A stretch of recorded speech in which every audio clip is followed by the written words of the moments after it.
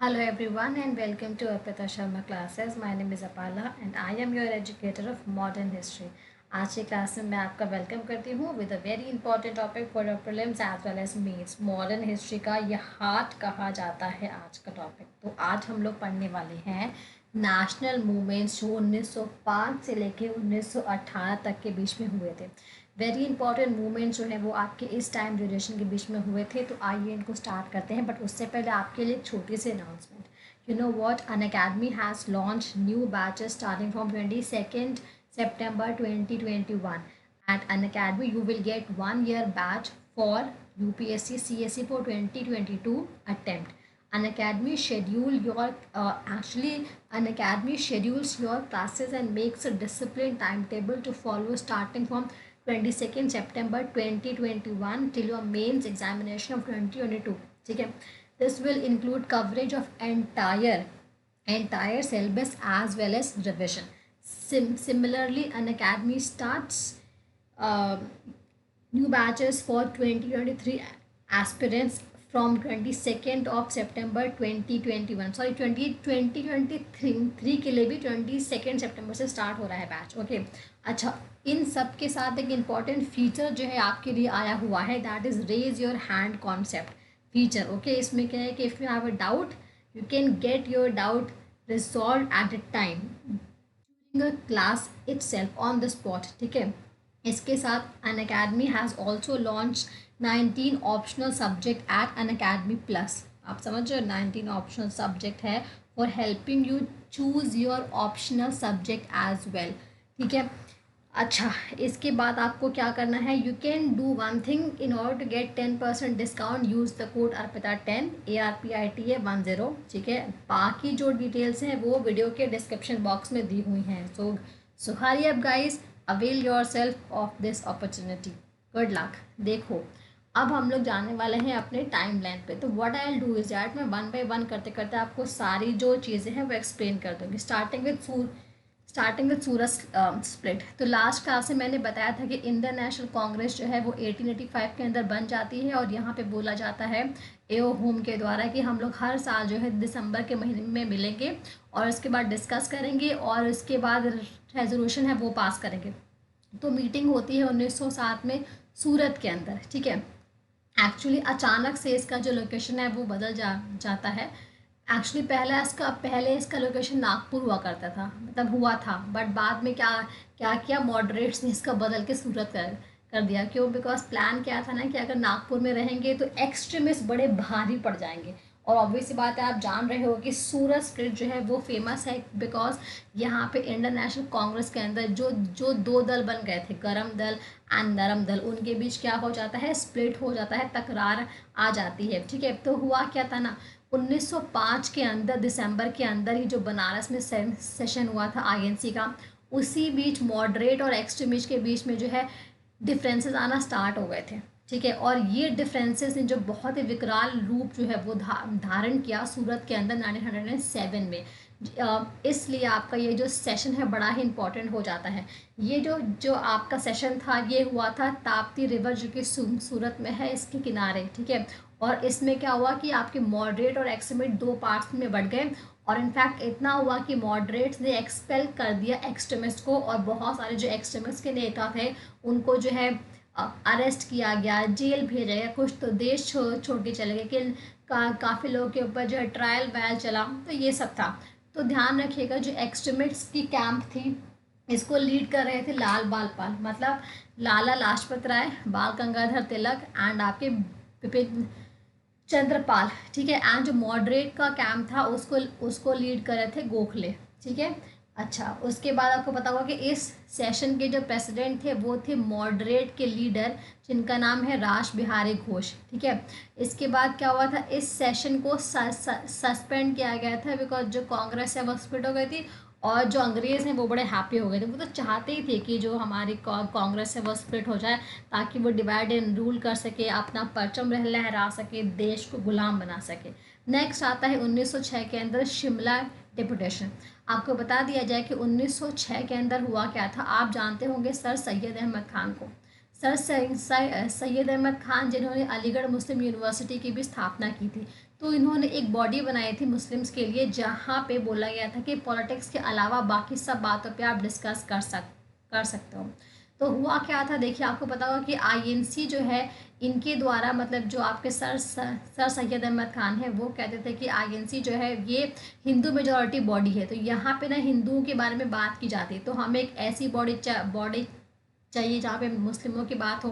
ठीक है, तो इसी सिलसिले में क्या होता है कि 1 अक्टूबर 1906 को मुस्लिम लोगों का कुछ ग्रुप है ना, मुस्लिम लोगों के कुछ प्रतिनिधि मंडल, उसके बाद वो क्या करते हैं, वो मिलते हैं जो वायसरॉय आपके मिंटो होते हैं उनसे शिमला में। ठीक है, सो अब क्वेश्चन है कि वो क्यों मिलते हैं, वो इसलिए मिलते हैं ताकि वो उनको ये बता सके कि देखिए हम लोग आपके लॉयल हैं, और उसके बाद आप हमारे हितों की जो है रक्षा करिए, हमारे लिए जो है कुछ अच्छा प्लान करिए, ये सब करते हैं। ठीक है, तो आपको ध्यान रखना है कि जो शिमला डेपुटेशन था, इसमें ये मैं पढ़ा क्यों रही हूँ, मैं इसलिए पढ़ा रही हूँ बिकॉज 1906 के अंदर मुस्लिम लीग का भी फॉर्मेशन हुआ था।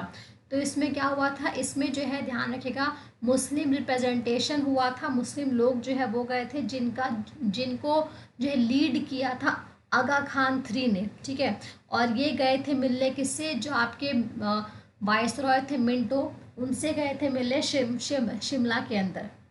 ठीक है, और आपको क्या ध्यान रखना है, इसमें इन्होंने ये बोला था कि हमें जो है मुस्लिम्स के लिए सेपरेट इलेक्टोरेट चाहिए, उसके बाद रिप्रेजेंटेशन चाहिए। ओके, और हम क्या करेंगे, हम जो क्राउन है उनके लिए लॉयल रहेंगे। खैर ये सब था, बट ये बात थी अक्टूबर में, जस्ट 2 से 3 महीने के बाद दिसंबर 1906 के अंदर मुस्लिम लीग का फॉर्मेशन जो है वो हो जाता है ढाका के नवाब के द्वारा। तो आइए जानते हैं बेसिकली क्या है।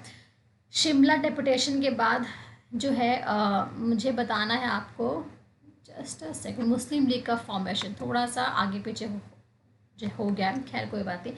मुस्लिम लीग जो है वो बन के आई है दिसंबर 1906 में। ठीक है, तो देखिए 30 दिसंबर का वो दिन है जिस दिन मुस्लिम लीग का फॉर्मेशन किया था इन सब लोगों ने, जिसमें मेन जो थे वो ढाका के नवाब थे सलीमुल्ला, ठीक है, ख्वाजा सर सलीमुल्ला बहादुर। ओके, तो इन लोगों ने मिलकर ये प्लान किया कि हम लोग एक बॉडी बनाएंगे जो प्योरली मुस्लिम होगी, जो मुस्लिमों के हितों की रक्षा करेगी, जहाँ पे हम मुस्लिम्स के बारे में जो है बात करेंगे।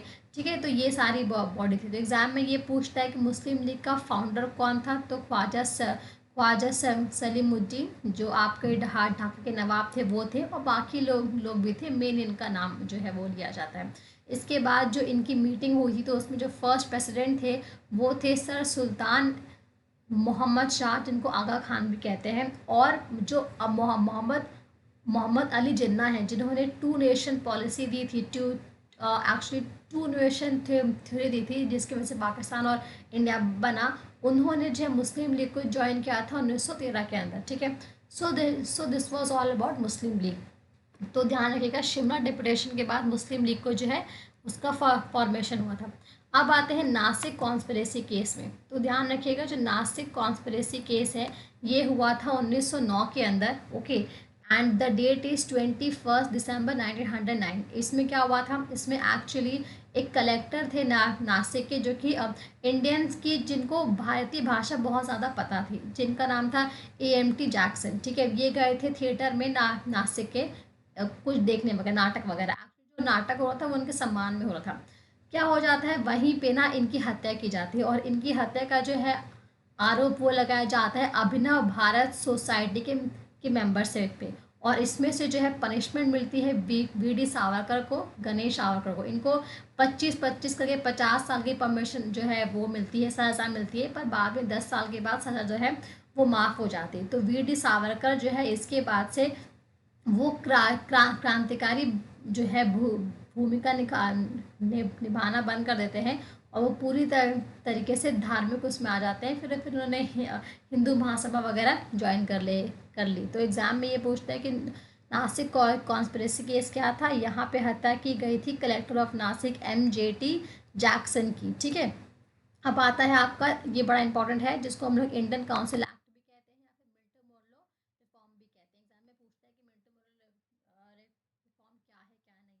तो देखिए सबसे पहली बात आपको ध्यान रखनी है कि मिंटो मोर्ले रिफॉर्म्स का जो है एक और नाम है, that is Indian council act 1909। ठीक है, अभी नाम किसका है यहाँ पे, ये जो मॉर्ले है वो नाम है किसका, वो नाम है जो हमारे सेक्रेटरी ऑफ स्टेट थे, और मिंटो किसका नाम है, वाइस रॉय का नाम है। ठीक है, तो इसमें क्या हुआ था, ये जो है आपका रिफॉर्म्स लाया गया था। देखो 1907 में सूरत स्प्लिट हुआ, मॉडरेट्स और एक्सट्रीमिस्ट अलग हो गए, तो मॉडरेट्स को खुश करने के लिए ये जो है एक्ट लेके आया गया था। ठीक है, अब इसमें क्या था, ध्यान रखिएगा, लॉर्ड मिंटो को फादर ऑफ कम्युनल इलेक्टोरेट भी कहते हैं इंडिया में, बिकॉज इन्होंने इसको इंट्रोड्यूस किया था।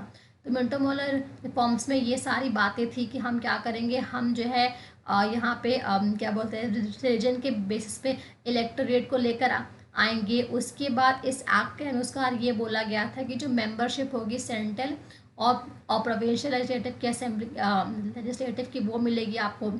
इसके बाद जो है जितने भी मेंबर्स होंगे, ओके, इलेक्टेड मेंबर इस काउंसिल में सेंट्रल और प्रोविंशियल में, उनकी जो संख्या होगी वो कुल की आधी से भी कम होगी। ठीक है, उसके बाद बोला गया था कि जो आपके इलेक्टेड मेंबर होंगे वो जो है लोगों के द्वारा नहीं इलेक्ट किए जाएंगे, बल्कि उनको चुनेगा ट्रेडर, मतलब बिजनेसमैन, इंडस्ट्रियलिस्ट, यूनिवर्सिटी और लोकल बॉडीज़, है ना। उसके बाद जो है ब्रिटिश जो है उन्होंने ये भी इंट्रोड्यूस किया था, कम्युनल इलेक्टोरेट भी जो है इसका पार्ट होगा इस रिफॉर्म का। तो इससे जो है कांग्रेस बड़ी नाराज़ थी, और कुछ जो सीटें थी वो रिजर्व की गई थी मुस्लिम्स के लिए, जिनको मुस्लिम वोटर सिलेक्ट करेंगे। तो मैंने बताया ये कम्युनल इलेक्टोरेट का एग्जांपल है। इसके बाद क्या होता है कि 1909 के अंदर जो है कांग्रेस ने इसको वेलकम किया, बट उन्होंने सेपरेट इलेक्टोरेट का जो मुद्दा था इस पर बहुत ही अपोज किया, बिकॉज ये जो मुद्दा था ये धर्म के बेसिस पे था। ठीक है, so this was all about A Minto moral reform. Muslim league तो देख ही चुके हैं।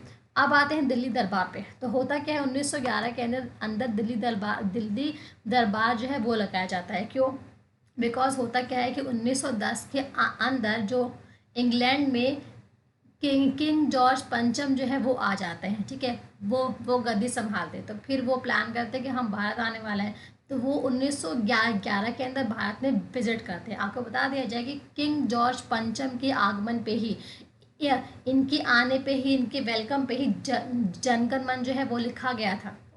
ठीक है, इनके स्वागत का गान गान था वो, है ना, उनका वेलकम सॉन्ग था, दैट वाज योर जनगण मन। ठीक है, तो 1911 में जो है किंग जॉर्ज पंचम, ओके, मतलब किंग जॉर्ज 5 अपनी वाइफ मैरी के साथ जो है आते हैं as an emperor and empress of India. ठीक है, और इनके सम्मान में जो है भाव सा जो है पॉम्प एंड शो किया जाता है, जैसे कि मुगलों के कार्यकाल में किया जाता था।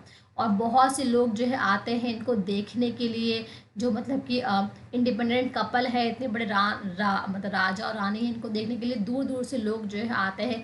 कांग्रेस ने एक रेजोल्यूशन पास किया होता है, और वो इस चीज़ को जो है कंडेम करते हैं कि जो आप दरबार लगा रहे हो ये पुअर इंडियंस के पैसों पे हो रहा है, आप उनको देख नहीं रहे हो और अपना जो है मज़ा मस्ती कर रहे हो, सो एंड सो। ठीक है, अब हुआ क्या था ना, दिल्ली दरबार के अंदर दो बातें बोली गई थी। पहली बात ये बोली गई थी कि जो कैपिटल है उसको हम लोग कैलकाटा से शिफ्ट करके कहाँ कर देंगे, उसको हम लोग कैलकाटा से शिफ्ट करके दिल्ली कर देंगे। पहली बात तो ये बोली गई थी।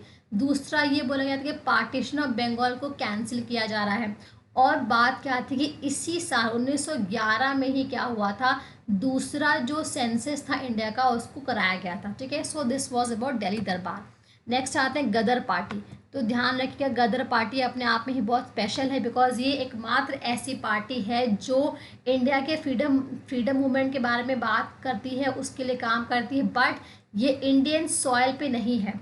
इस पार्टी की जो स्थापना है वो हुआ था वो हुई थी सैन फ्रांसिस्को में। ठीक है, एक्चुअली वहाँ पे एक आश्रम था, युगांतर आश्रम सैन फ्रांसिस्को में, यहाँ पे इसका हेडक्वार्टर है। यहाँ पे इस पार्टी की स्थापना की गई थी। इस पार्टी को जो है स्थापित किया था सोहन सिंह भकना और लाला हरदयाल ने। बेसिकली इसका जो आंसर आता है एग्जाम में वो हम लोग को क्या लगाना होता है कि लाला हरदयाल ने गदर पार्टी की स्थापना की थी इन सैन फ्रांसिस्को। अब इस पार्टी का जो ओरिजिनल नाम था वो था पैसिफिक कोस्ट हिंदुस्तान एसोसिएशन, और बेसिकली इसमें नाम आप देख रहे होंगे, गदर का मतलब होता है म्यूटिनी। ठीक है, तो यहाँ पे क्या होता है ना, हम लोग क्या का जो देश था वो इंडिया में, आप जान दे रहे हो कि ब्रिटिशर्स का बहुत बुरा हाल था। तो पहले जो था ना, ये जो मूवमेंट आपका स्टार्टिंग जो था इसकी कनाडा से जो है वो हुआ था। फिर कनाडा से ये जो है बेसिकली इसने गदर मूवमेंट का रूप जो है वो धारण किया सैन फ्रांसिस्को के अंदर, जहाँ पे जो लाला हरदयाल थे ये बेसिकली ना स्टैनफोर्ड यूनिवर्सिटी में प्रोफेसर थे, ठीक है, और इंडियन भी थे। तो इन्होंने जो है लीड वगैरह संभाली और फिर इस पार्टी की स्थापना की, और वहाँ से काफ़ी सारे जर्नल्स वगैरह पब्लिश वगैरह किए, देश के लिए लोगों को जो है जागरूक किया, वहाँ से एक्टिविटीज़ की। फिर वो लोग इंडिया भी आए, इंडिया में राष्ट्र बिहारी बोस से ये लोग मिले, उसके बाद कुछ एक्टिविटीज़ की, पर फाइनली क्या हुआ ना कि ये भी जो आपका मूवमेंट था ये फेल हो गया। अब आते हैं next, that is home rule. तो पता है क्या, होम रूल जो टर्म है ना ये लिया गया है आयरलैंड से, क्योंकि आयरलैंड में ना होम रूल का कॉन्सेप्ट चला था और वो बड़ा ही फेमस हुआ था। तो एक लेडी है एनी बेसेंट नाम की, एनी बेसेंट जो है ये एक आयरिश महिला है, ठीक है, शी इज़ फ्रॉम आयरलैंड। तो तो ये जानती थी कि आयरलैंड में जो है होम रूल लीग जो है वो चला हुआ है, बहुत फेमस है। तो she came to India, actually she came to India to join the theosophical society, ठीक है। बट ये क्या होती है, जब भी आती है इंडिया में तो देखती है कि इंडिया में तो जो है फ्रीडम मूवमेंट चल रहे हैं, तो फिर इनका जो है बड़ा इंटरेस्ट आ जाता है। देन शी थॉट कि हम क्या करते हैं, हम जो है इंडियन नेशनल कांग्रेस को ये सुझाव देंगे कि आप क्या करिए, आप इंडिया में होम रूल मूवमेंट को स्टार्ट करिए। Then she join Indian National Congress, और पता है क्या, इनके ही इनका ही एफर्ट था जिनकी वजह से 1916 के अंदर लखनऊ पैक्ट में जो है आपके मॉडरेट्स और एक्सट्रीमिस्ट इकट्ठे आए थे, because of this lady only. तो हुआ क्या था कि एनी बेसेंट ने आईएनसी के सेशन में ये बोला कि आप लोग ना होम रूल मूवमेंट को स्टार्ट करिए, बहुत अच्छा कॉन्सेप्ट है, मैंने देखा है आयरलैंड में ये सक्सेसफुल हुआ है। फिर पता है क्या होता है, आईएनसी वाले इंटरेस्ट नहीं लेते हैं, बट वहाँ पे आईएनसी की उस मीटिंग में होते हैं बाल गंगाधर तिलक, जो कि फ्री हो गए होते हैं जेल से, ठीक है। अब क्या होता है, उनको बड़ा इंटरेस्ट आता है, तो वो क्या करते हैं, वो इस कॉन्सेप्ट को अडॉप्ट कर लेते हैं, और इसलिए इंडिया के अंदर साइमल्टेनियसली दो होम रूल लीग जो है वो चालू हो जाता है। एक होम रूल लीग होता है तिलक का, जो कि स्टार्ट हुआ होता है अप्रैल 1916 में बेलगाम में, और दूसरा जो होता है वो होता है एनी बेसेंट का, जो आपका स्टार्ट होता है सितंबर 1916 में मद्रास में। एक्चुअली बात क्या है, तिलक का जो होम रूल लीग होता है वो कन्फाइन होता है कुछ स्पेशल एरियाज में, लाइक आपका Maharashtra, Karnataka, Vidarbha, central province. But जो एनी बेसिन का लीग होता है वो ऑल ओवर द इंडिया में काम करता है, एक्सेप्ट वहाँ पे जहाँ पे तिलक का होम रूल लीग होता है वहाँ पे। उसके अलावा वो हर जगह काम करता है, ठीक है। बेसिन का जो लीग होता है उसके 200 ब्रांचेस होते हैं, आप देखिए बहुत ज़्यादा ब्रांचेस होते हैं। तिलक के उतने ब्रांचेस नहीं होते, उनके सिर्फ 6 ही ब्रांचेस होते हैं, ठीक है। अब फिर क्या होता है, एक्चुअली दोनों का मुद्दा सेम होता है, दोनों को चाहिए होम रूल, मतलब कि स्वराज, सेल्फ गवर्नेंस इसको कहते हैं, ठीक है। बाद में क्या होता है कि ये जो लीग है बाद में एक साथ आ जाती है 1921 के अंदर, और फिर इसका नाम बदल जाता है, दैट इज स्वराज्य सभा के नाम से, ठीक है। आइए आप जानते हैं Lucknow pact, very important is your Lucknow pact. Lucknow pact ये वो पैक्ट है जहाँ पे हुआ क्या था, कांग्रेस का, इंडियन नेशनल कांग्रेस का जो है सेशन होता है लखनऊ के अंदर, जहाँ पे मुस्लिम लीग और इंडियन नेशनल कांग्रेस एक साथ आ जाते हैं, और इतना ही नहीं, मॉडरेट्स और एक्सट्रीमिस्ट भी आ जाते हैं साथ में। तो जो आपका लखनऊ का सेशन होता है, वहाँ पे एक पैक्ट हुआ होता है जिसको हम लोग कहते हैं लखनऊ पैक्ट।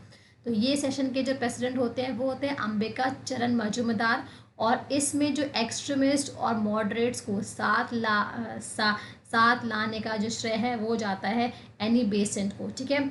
और इनफैक्ट आपको बता दिया जाए कि कांग्रेस के जो प्रेसिडेंट है वो ये कहते हैं कि अगर कांग्रेस सूरत के अंदर बरी हो गई थी, मतलब कि दब गई थी, तो यहाँ पे क्या वाजिद अली शाह के बगीचे में वो खिल गई है, बिकॉज वाजिद अली शाह जो है वो लखनऊ के नवाब थे, बेगम हजरत महल के डैडी, ओके, बिरजिस कादर के पापा, ओके।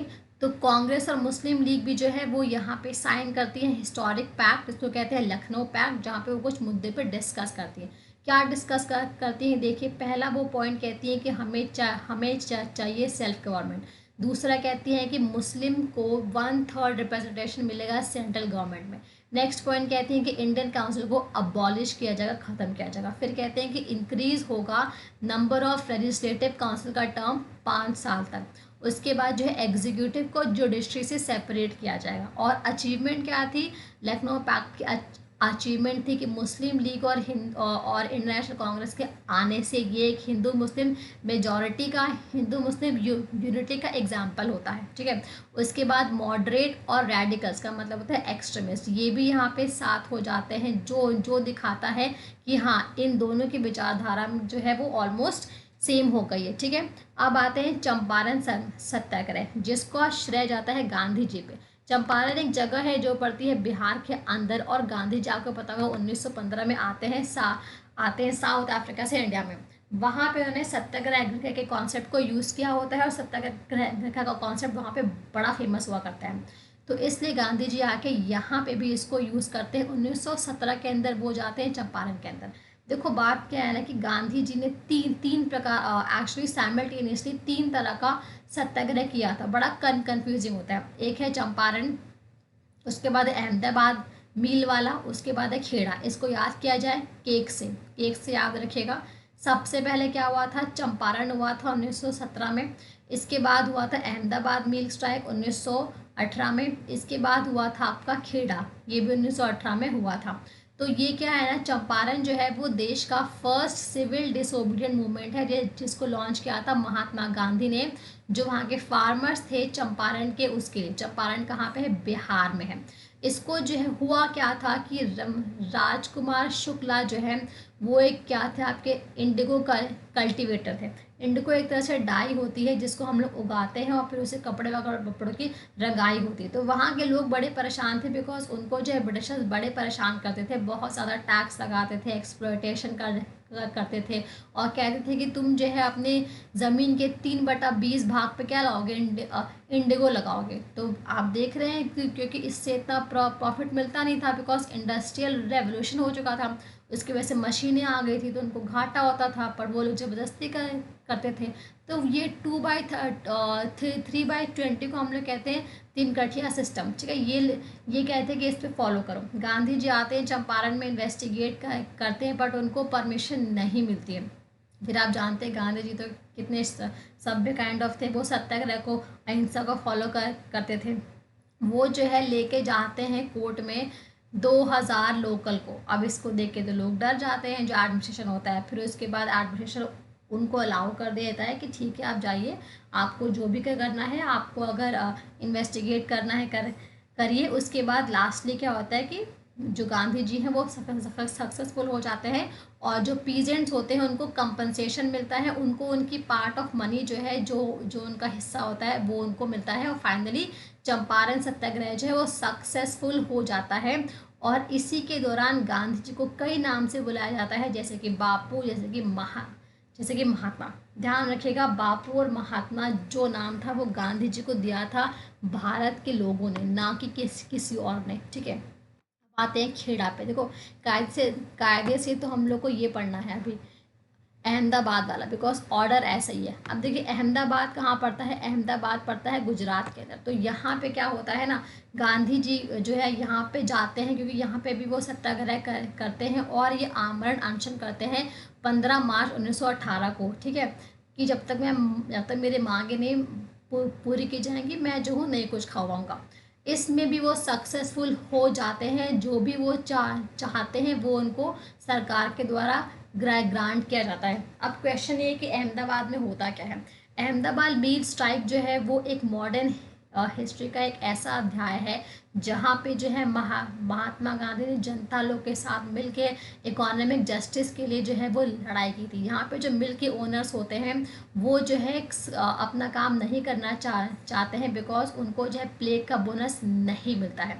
तो बात क्या है कि उस टाइम अहमदाबाद में स्पेशली जो है प्लेग नाम की महामारी फैल जाती है, जिसकी वजह से उनका अधिकार होता है कि उनको कंपनसेशन मिले, उनको बोनस मिले, जो मिल के मालिक नहीं नहीं दे रहे होते हैं, जो जो एक तरह से बहुत गलत है। इसलिए महात्मा गांधी आते हैं, वो सत्याग्रह करते हैं और फाइनली वो जो है इसमें सफल हो जाते हैं। और इससे क्या होता है कि जो मिल के वर्कर्स होते हैं उनको ना ही सिर्फ उनका जो है बोनस मिलता है, बल्कि जो उनका मेहनत की कमाई होती है उसमें भी उनको इजाफा, उनको हाइक देखने को मिलता है। ठीक है, अब आते हैं खेड़ा पे। देखिए खेड़ा जो है वो भी गांधी जी के द्वारा ही किया गया था और ये किया गया था 1918 में। खेड़ा भी जो है ये भी आपका गुजरात के अंदर जो है ये जगह पड़ता है। और आपको पता होगा कि अक्सर जो है वहाँ पे जो है प्लेग आ जाता है, उसकी बीमारी की वजह से पावर्टी हो जाती है, उसके बाद फेमाइन भुखमरी हो जाती है। तो होता क्या है ना कि बॉम्बे प्रेसिडेंसी जो है जिसके अंदर खेड़ा गुजरात का पार्ट पड़ता है, वहाँ पे वो टैक्सेस जो है 1917-18 के अंदर 23% से बढ़ा देते हैं। और आपको पता होगा कि 1918 में गुजरात में है, पूरे गुजरात में जो वो प्लेग आया रहता है। और इनफैक्ट खेड़ा के अंदर ही जो है बहुत ज़्यादा लोगों की जान गई होती है। तो जो वहाँ की जनता होती है वो इस हैसियत में नहीं होती है कि वो इतना ज़्यादा जो है वो टैक्स दे पाए। और आपको बता दीजिए कि कॉलरा भी जो है वहाँ पे फैल जाता है। तो इतनी ज़्यादा महामारी आ गई है, लोग इतना घाटे में हैं, तो वो कहाँ से इतना टैक्स देंगे। तो ये मेजर और इमीडिएट कारण होता है रिवॉल्ट का। तो फिर सरकार क्या कहती है कि अगर आप टैक्स नहीं दोगे तो हम आपकी जो प्रॉपर्टी है उसको जब्त कर लेंगे। बेसिकली खेड़ा सत्याग्रह को जो है एक तरह से मार्गदर्शन इसका किया था जो स्ट्रॉन्ग लीडर थे जिनका नाम था सरदार वल्लभ भाई पटेल। इन्होंने अपने कुछ दोस्तों के साथ जैसे कि नारहरी परीख, मोहनलाल पांड्या, इन लोगों के साथ मिलके एक मेजर टैक्स रिवॉल्ट किया। इसमें इन्होंने हर प्रकार के कास्ट और धर्म के लोगों को मिलाया और फिर सरकार के खिलाफ कड़क आंदोलन किया। ठीक है, इसमें जो है जो पीजेंट थे खेड़ा के, उन्होंने एक पिटीशन को साइन किया सरदार पटेल के नेतृत्व के अंदर। और इसके बाद ये बोला कि जो टैक्स है इसको ख़त्म करिए, बिकॉज हम लोग एक स्पेशल इस पोजीशन में नहीं है कि इतना ज़्यादा टैक्स दे पाए। ये जो आपका सत्याग्रह था इसमें गांधी जी स्पिरिचुअल लीडर थे। ठीक है, फिर उसके बाद क्या हुआ कि जो खेड़ा के मजदूर थे उन्होंने अहमदाबाद और गुजरात के अहमदाबाद और बड़ोदरा के जो गुजराती थे उन्होंने साइन किया और उन्होंने भी कहा कि हम भी टैक्स नहीं देंगे। और जो सरकार के एजेंट थे उन्होंने क्या किया, उनकी जो प्रॉपर्टी थी उसको सीज कर दिया। इसके बाद इनफैक्ट जो फार्मर्स थे वो इतना ही नहीं रुके, उन्होंने अपना कैश, अपनी कीमती जितनी भी चीज़ें थी वो सब जो है सरकार को दे दी। तो इस चीज़ से क्या हुआ, सरकार को ऑब्वियसली बात लगा कि इतना करना गलत है, आगे जाके जो है मुझे दिक्कत होगी। इसलिए फिर एक तरह से एक निष्कर्ष ये निकला कि सरकार के साथ और दोनों पार्टीज़ के साथ कि हम एक अग्रीमेंट पे आते हैं।